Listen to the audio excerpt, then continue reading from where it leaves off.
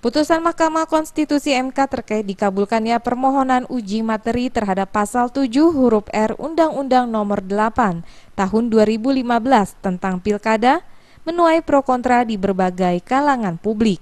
Namun pakar hukum tata negara Irman Putrasidin rupanya memiliki pandangan tersendiri perihal putusan MK tersebut. Ditemui usai menjadi pembicara dalam sebuah diskusi bertajuk Petahana Petaka Demokrasi di Warung Daun Cikini, Jakarta, Sabtu siang, Irman justru mengapresiasi dikabulkannya uji materi tersebut.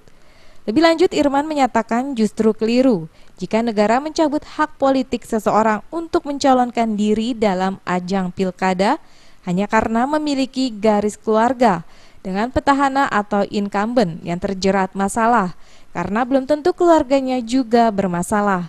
Justru menurutnya itulah manfaatnya diciptakan negara, di mana untuk menciptakan sistem pengawasan jangan sampai ada hak-hak warga negara yang tidak terpenuhi.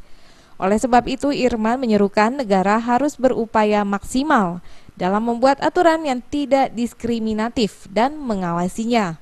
Sebab dirinya mengingatkan jika dalam membuat aturan berdasarkan dari rasa curiga, maka otomatis semuanya akan bermuara dari kecurigaan, sehingga negara tidak memerlukan kepolisian untuk menangkap para penjahat. Ya, saya kira sistem pengawasan partisipatif itu menjadi penting dikembangkan ya. Pengawasan dari seluruh elemen-elemen masyarakat perlu mengawasi secara total terhadap petahana ini, karena petahana memang memiliki ruang yang besar, kekuasaan, akses yang besar guna penyalahgunaan kekuasaan itu. Tapi sekali lagi yang bersalah yang bertanggung jawab, bukan keluarga petahana yang bertanggung jawab, bukan keluarga petahana yang kemudian harus menerima resikonya dicabut hak politiknya oleh negara untuk menjadi calon kepala daerah. Itu yang keliru.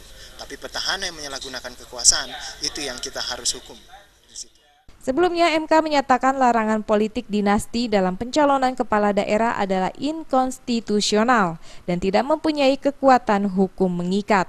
Ketentuan politik dinasti yang dinyatakan inkonstitusional adalah terkait ketentuan yang melarang WNI untuk menjadi calon kepala daerah karena statusnya memiliki hubungan dengan konflik kepentingan petahana. Dari Jakarta, Eko Yulianto melaporkan.